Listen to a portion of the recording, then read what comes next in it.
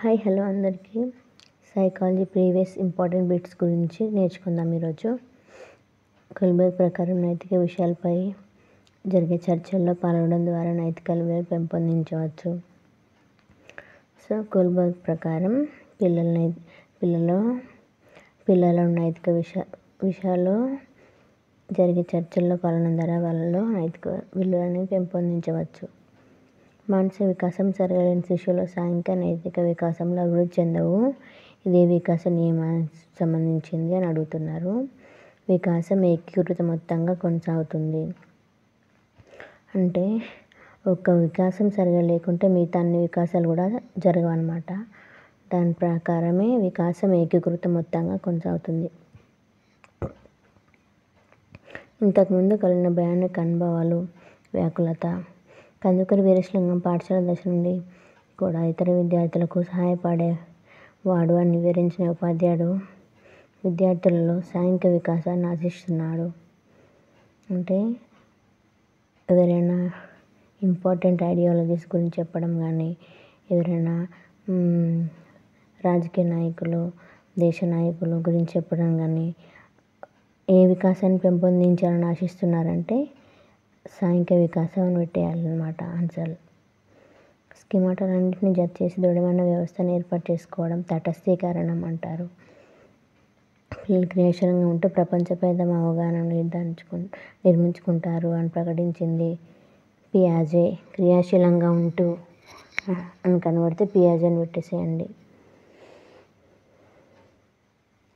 పూర్వ సాంప్రదాయ స్థాయి రెండవ దశ బహుమతులను ఆశించి పనిచేయడం. మొదటి దశ శిక్షకు భయపడి, రెండవ దశ బహుమతులను ఆశించి పనిచేయడం అన్నమాట.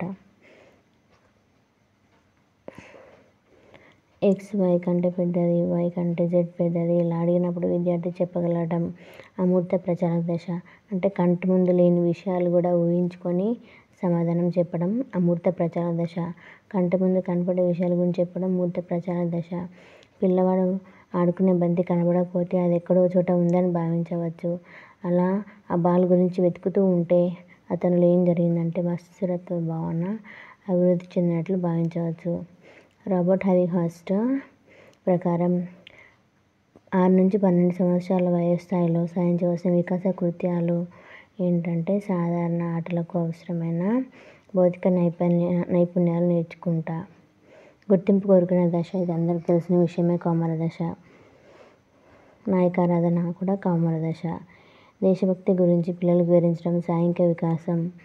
టీచర్ థర్డ్ క్లాస్ వరకే బస్సు ఎక్కమన్నప్పుడు 4వ తరగతికి చెందిన బాలిక బస్సు ఎక్కరాదని అర్థం చేసుకునే నిగమనాత్మక ఆలోచన మూర్త ప్రచారక దశలో ప్రారంభమగును. 3వ తరగతి చదివిన విద్యార్థి కుటుంబ సభ్యులతో కలిసిమెలిసి తిరుగుతూ చిన్న చిన్న పనులు ఎందు సహకారం కనబరుస్తుంటే సాంఘిక కౌశలాలు అభివృద్ధి చెందినట్లు భావించాలి.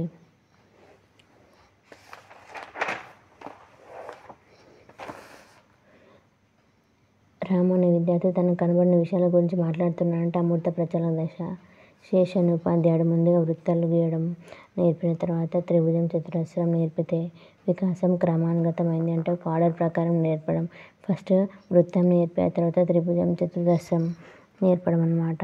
దాన్ని వికాసం క్రమానుగతమైంది. అంటే ఆర్డర్ ప్రకారం ఒకటి తర్వాత ఒకటి నేర్పడం.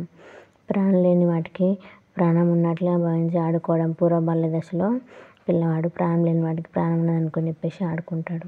రాజేష్ అనే విద్యార్థి ఇంట్లో ఆర్థిక పరిస్థితి బాగలేకపోవడం వల్ల పౌష్టికాహారం అందలేదు. దీనికి కారణం పరిసర కారకం. అంటే తన చుట్టూ పరిసరాలు లేకపోవడం వల్ల అతనికి సరైన పోషణ లభించడం లేదు. దీనికి కారణం పరిసర కారకం. హరీష్ అనే విద్యార్థి తీవ్రమైన అనారోగ్యానికి గురైనప్పుడు స్నేహితులను రక్షించుకోవడానికి అవసరమైన మందులను దొంగిలించడం. వ్యక్తిగత సాంఘిక ఒప్పందాలు, హక్కులు, ప్రజాస్వామిక చట్ట నీతి ఇవన్నీ ఉత్తర సాంప్రదాయ స్థాయి కిందకి వస్తాయన్నమాట. 5వ దశ. 6వ దశలో ఏముంటాయంటే ఆత్మసాక్షిగా అంతర్గతంగా రూపుదిద్దుకున్న అంశాల ఆధారంగా ఏర్పడిన నీతి. ఆత్మసాక్షి, వ్యక్తిగత ఒప్పందాలు, హక్కులు. నెక్స్ట్ క్వశ్చన్ చూద్దాం. నడిచే బొమ్మను విరిచి అందులో ఏముందో గమనించారు పిల్లలు. వారు తొలి బాల్య దశకు చెందినవారు.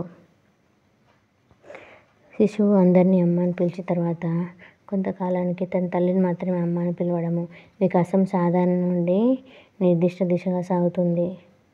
కోల్బర్గ్ ప్రకారం ఈ వ్యక్తి బాగా అభివృద్ధి చెందితే అధ్యాయం గుణాన్ని కలిగి ఉంటాడు. లెక్కల మాస్టర్ హోంవర్క్ చేయలేదని సుభాష్ని శిక్షించాడు. దీన్ని గమనించిన మిగిలిన విద్యార్థులు హోంవర్క్ చేసుకొని వస్తే ప్రత్యక్ష అనుకరణ ద్వారా భయం.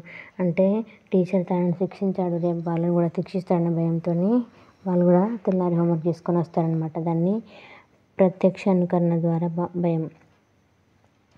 గుర్రాన్ని చూసిన శృతి చాలా రోజుల తర్వాత గుర్రాన్ని గాడిద అని పిలవడం సాంశీకరణ.